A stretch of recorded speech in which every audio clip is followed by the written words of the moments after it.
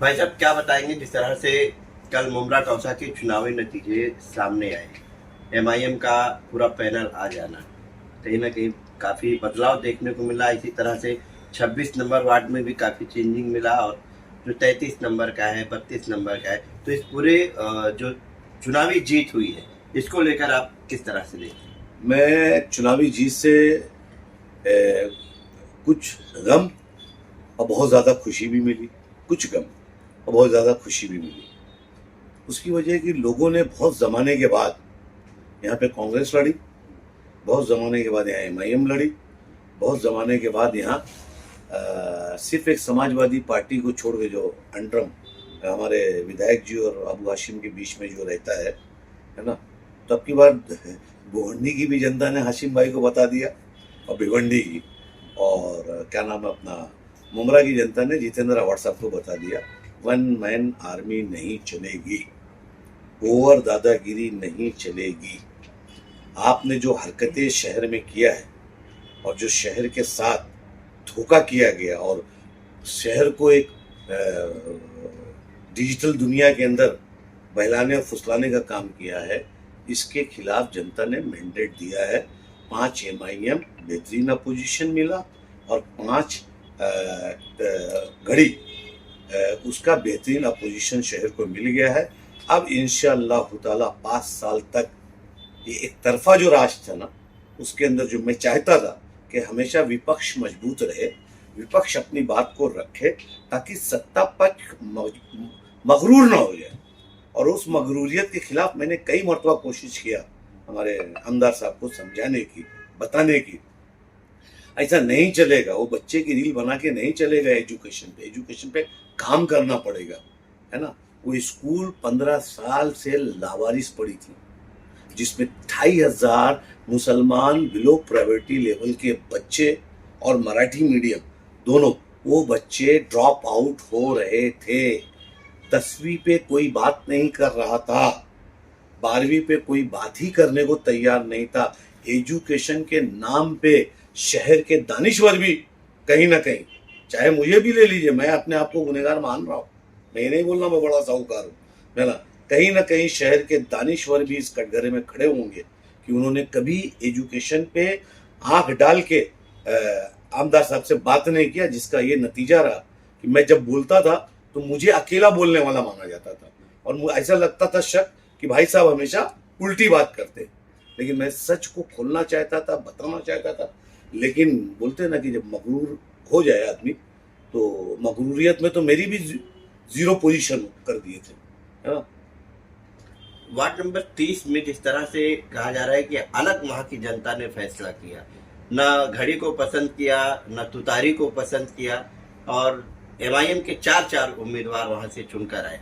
देखिए क्या हो गया वहाँ पे, जो यूनुस शहर के साथ, वो बेटी के साथ जो अन्याय हुआ था और जो धोखा हुआ था ना, मैं ये बोलता हूँ कि अगर आपको क्या लग रहा है मैं कि जितेंद्र अवार्ड ने उनको टिकट न देकर ये सबसे बड़ी गलती की?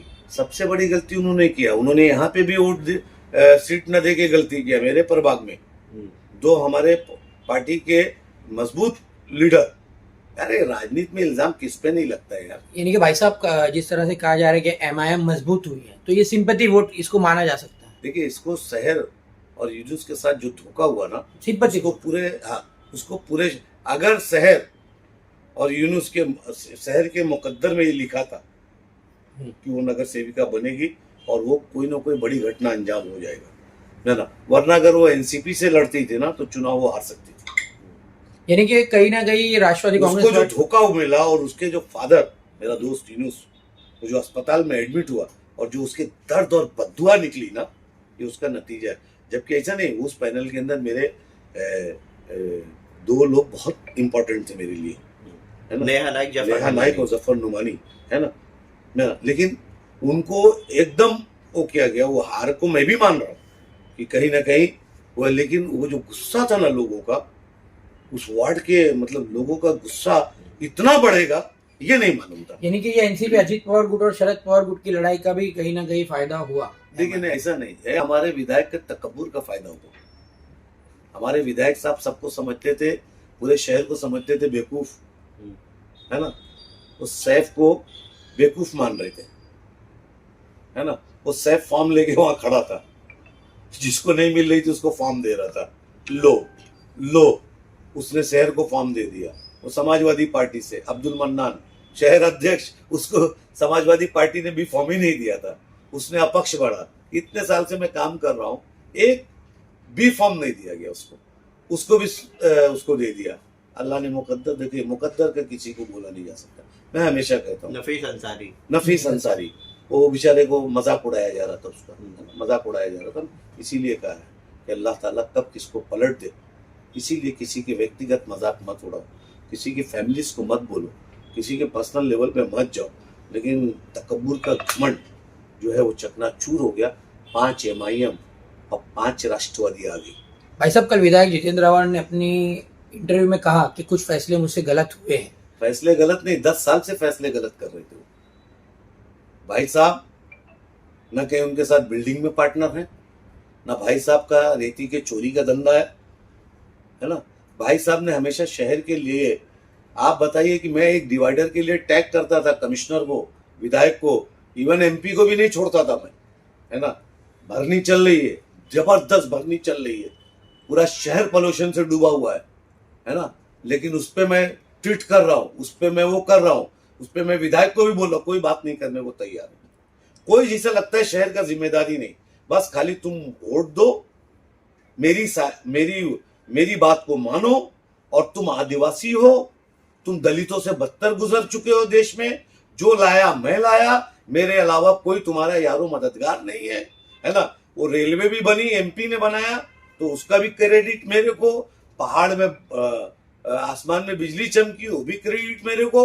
मतलब ओवर कर डाले थे, ओवर, और उसका नतीजा पब्लिक ने। और सुन लो, जिन जिन लोगों ने शहर में 1+1 मैं भी चाहिए, मेरा बेटा भी चाहिए, बेटी भी चाहिए, ये जितने लोग ने किया ना, सबको जनता ने सबक दे दिया कि आप समाज सेवा अकेले कर रहे हैं। परिवारवाद पर बिल्कुल मैं खिलाफ हूँ। मैंने इस पैनल के अंदर मैंने मना किया था कि आपको एक मुसलमान लेना पड़ेगा। इस पैनल में मैंने मना किया था, मैंने विशु को मना किया था, मैंने उनके पास मैसेज भिजवाया, लेकिन नहीं माने। उसका नतीजा क्या हुआ? जिस घर के सामने मैं हारा था, अवार्ड साहब मेरे को तपाने के लिए उसके घर में 2 दिए थे। पिछली भी बार हारा, अब की भी बार जनता ने हारा दिया। यानी कि आपके और विधायक अवार्ड की राइवलरी चली, और वो गुस्सा हमारे, उसका गुस्से का फायदा हमारे सैफ को मिल गया। भाई साहब उस पर आरोप लगाया गया मैं MIM का काम कर रहा था। ये इन्हीं की थ्रू, आपने ही सवाल किया था। अब मैं आपसे पूछता हूँ, मैंने आपको तब भी कहा था कि मेरे मोहल्ले का बच्चा है, जब जाता हूँ तो हाथ चूमता है, आता हूँ तब हाथ चूमता है, मगरिब की नमाज में भी रहता है, असर की भी नमाज में रहता है ना। आप जब एक समाज के साथ, लेकिन भाई साहब कल जब से रिजल्ट सामने आया तब से एक सवाल और उठ रहा है, आपके ऊपर लोग चर्चा कर रहे हैं कि भाई साहब ने जिसका चुनाव प्रचार किया वो हार गया। जैसे कि तुतारी का प्रचार आपने किए वार्ड नंबर 33 में, तो वो हार गए। आपने वार्ड नंबर 30 में घड़ी का प्रचार किए चारों पैनल के लिए, वो हार गए। आपने 26 नंबर में घड़ी का प्रचार किए, वो पूरा पैनल, यानी कि तीनों जगह सब पैनल पूरा हार गए। देखिए ऐसा है कि जनता के मैंडेट को मैंने क्या कहा था, मैंने कभी किसी का नाम नहीं लिया है। मैंने एक ही बात कहा, अच्छा विपक्ष, एक मजबूत विपक्ष दो, है ना। और विधायक का जो तकब्बुर है, जो मेरे साथ अन्याय हुआ था, उसका बदला लो। अब वो किस शक्ल में आया, कैसे आया, मुझे नहीं मालूम। लेकिन जिनसे मेरे रिश्ते थे, मैं डंके की चोट पे आज भी बोलता हूँ, भले जफर ने हारे, मैं खड़ा हूँ उनके साथ। भले यहाँ पे हमारी सीटें वो जावेद सिद्दीकी साहब, मैं खड़ा हूँ, मैं बिल्कुल खड़ा हूँ, कोई भी हो। मैं शमीम भाई के साथ आज भी खड़ा हूँ। अब एक बात बताओ, शानू के उसमें तो मैंने अपील किया था, वो बोलो कि 4 महीने जिताया, ऐसा नहीं महीने नहीं जिताया। सुन लो, वो कुछ ना कुछ अच्छा किए होंगे, वार्ड में रहते होते थे तो जिताया। लेकिन अब शानू को भी सोचना पड़ेगा कि इतना मैंडेट अपने खिलाफ गया है, जो कमियां हैं वो सुधारी जाए, है ना। और उस पर क्या मैंने क्या कहा था, मुझे छोड़ भी देगा तो मैं फैमिली रिश्ता निभाता हूँ, तो उसकी भी क्रेडिट दो। एक राजन आया, उसकी भी क्रेडिट दो, है ना। क्रेडिट देखो, हर चीज नेगेटिव में मत चलो, पॉजिटिव में। मैंने आमदार का घमंड तोड़ा है।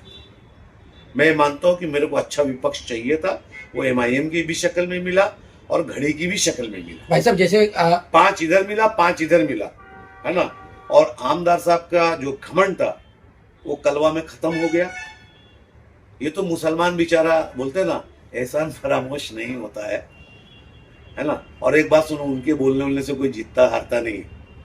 अगर वो इतने बड़े ताकतवर से तो मेरे को क्यों, मैं कैसे हार गया? बबलू सैयद कैसे हार गया? बबलू शिमना कैसे हार गया? जो हारता है वो व्हाट्सएप का आदमी नहीं होता है, और जो जीतता है वही आमदार। 5 करोड़ रुपया निधे मोतीराम जी को दिए। मैं मोतीराम मेरे घर का है, मैं उसको बुरा नहीं बोल सकता, है ना। मैं किसी को पर्सनल लेवल पे जाता भी नहीं। 5 करोड़ रुपया उसको दिया। अपनी पार्टी के जो काम वर्कर थे उनको पैसा नहीं दिया। अगर उनको मजबूत किए होते, बबलू सैयद, बबलू शिमना, संगीता, ये लोगों को अगर मजबूत किए होते अपनी पार्टी के लोगों को, तो वो इधर उधर पार्टी में नहीं भागे होते, है ना। वो जब 5 करोड़ रुपया किसको बोलते हैं इस्लामुद्दीन भाई? 5 करोड़ रुपया अगर मिल जाए ना, मेरे जैसे आदमी को अगर मिल जाए ना, तो यकीन मानो सुई जो है वो ढूंढना पड़ेगा। कोई बड़ा खर्चा नहीं इस वार्ड में। ऊपर पहाड़ है, बाकी सकरे सकरे रोड है। जो मैंने रोड बनाया वही रोड है आज भी, अल्लाह का शुक्र है। मैं जो यहाँ बैठ के दिन भर काम करता उसका फायदा व्हाट्सएप को मिलता था। मैं तो चुनाव लड़ता नहीं। मेरी कोई बीवी बच्चे, मेरे बेटे बेटी नहीं आने वाले चुनाव में, लेकिन उन्होंने मेरी भी कदर नहीं किया। यही ऑफिस था खाली उनके पास, कहीं शहर में ऑफिस नहीं था। भाई साहब जिस तरह से धर्म की राजनीति की बात उठ रही है, तो उप मुख्यमंत्री एकनाथ शिंदे का एक ट्वीट, एक उनकी बात सामने आई है कि एमआईएम के इतने सारे उम्मीदवारों का, करीब 100 से ज़्यादा जो सीटें आई है एमआईएम की महाराष्ट्र में, 100 से ज़्यादा सीटें, बोले काफ़ी खतरा है, ये चिंता खतरा हो सकता है। एक बात सुनिए, ये लोग ऐसी भाषा का इस्तेमाल करते हैं, चाहे एकनाथ शिंदे जी हो, चाहे बीजेपी हो। अरे भाई मैंडेट आया ना, मैंडेट आया ना। 120 अगर लोग एमआईएम से जीते हैं तो उनके ऊपर यकीन आया कि ये सेकुलर है। और हमारी जो सेकुलर पार्टियां थी, चाहे कांग्रेस हो, चाहे राष्ट्रवादी हो, उन पर भरोसा नहीं था कि ये कब। अब मैंने बोला ना, नजीब मुल्ला ने एक सवाल किया, क्या चुनाव के बाद अगर हमारी दोनों पार्टी मर्ज होती है तो आमदार साहब रिजाइन देते हैं क्या? या उनके जो नगर सेवक चुन के गए हैं वो नगर सेवक रिजाइन देंगे क्या? क्योंकि वो तो बीजेपी के साथ थे। इसीलिए मैं लोगों को समझाता था कि अगर पवार साहब बीजेपी में हैं तो बिल्कुल मैं बीजेपी का हूं। अगर जादव मुमरा के अंदर अवार्ड साहब का दोस्त हो सकता है, एलआई पार्टनर हो सकता है, और राज ठाकरे एलआई पार्टनर हो सकता है, जिसने पूरे महाराष्ट्र में मस्जिदों की नमाजें बंद कराया, वो एलआई पार्टनर हो सकता है। जादव मुमरा के लोगों को हनुमान चाल से जामा मस्जिद कौसा के लिए उसने कहा था शाफई कि अगर वहां पे अजान हुई तो मैं कौसा जामा मस्जिद के आगे हनुमान चालसा पढ़ूंगा, तो वो उनका दोस्त हो सकता है। तो अगर क्या नाम है अपना, अजीत दादा पवार है ना, और वो है, तो उसका मतलब क्या माना जाएगा? इसका माने हमाम में जो अवार्ड साहब बोले थे, नंगे, बिल्कुल नंगे हो। आप भी हो, आप ज्यादा हो, मैं कम। भाई साहब सबसे आखिरी सवाल, अभी आपने कहा कि आपने विधायक अवार्ड का घमंड तोड़ा इसलिए कि शहर के साथ नाइंसाफी हो रही थी। ये अब 10 जो कॉर्पोरेटर्स शहर में चुनकर आए अपोजिशन के, उनके लिए आपका क्या संदेश है? क्योंकि आप जब अपनी पार्टी के साथ महासभा में सख्त है, तो पहली महासभा में मेरा वही सवाल उठा देना मेरे दोस्तों, कोई भी पार्टी को, सब मेरे, मैं किसी से, मेरे को बैर नहीं, किसी से नफरत। आप अच्छा काम करोगे भाई साहब की तारीफ पाओगे, आप बुरा काम करोगे आप वो करोगे। आप अच्छा काम करोगे आगे आपको पब्लिक सराहेगी। आप अगर वहां पे दादागिरी, गुंडागर्दी और तकब्बुर में आ गए तो आपका हाल शहर में देखा गया ना कि कैसे कैसे चुनाव हुआ है, कैसे कैसे धड़ाधड़ एक ही मरतबा में। ऐसा लग रहा था कि 15 साल से कुछ किसी ने किया ही नहीं, है ना। तो आप सबसे पहले अपने शहर का एक खूबसूरत डिवाइडर बनवा दो मेरे दोस्त, सब मिलके एक ही साथ एक आवाज उठाओ कि मुमरा का डिवाइडर, मुमरा के पेड़ सबसे पहले शहर की प्राथमिकता है, ताकि शहर के अंदर आए लोग तो ये लगे कि वो कलवा के अंदर आ गए हैं, जो इन्होंने नहीं किया विधायक जी ने। वो काम पहले करो शहर के लिए, उसके बाद ट्रैफिक पे आप करो। फिर महानगर पालिका से सबसे ज्यादा स्कीमें महानगर पालिका की हैं, जिसका लोग हाईजेक कर लेते थे। बैनर लगा के, फोटो लगा के, डिजिटल मीडिया का इस्तेमाल, उसमें से कुछ पत्रकार सही बोलते थे, बाकी मतलब जाने दो, मैं नहीं बोलूंगा, सब मेरे दोस्त हैं, सब मेरे यार हैं, है ना। अल्लाह के वास्ते आप लोग से हाथ जोड़ता हूँ, आने वाले 5 साल में आप लोग अच्छा दिखाओ, अच्छा वो करो, सवाल करो, जो जीता है उससे भी सवाल करो, है ना। और हारने वाले को बोलता हूँ हिम्मत नहीं हारना चाहिए, है ना। वो एक वो है ना कि गिरते हैं शहसवार मैदान जंग में, वो तिफल क्या चले जो घुटने के बल चले।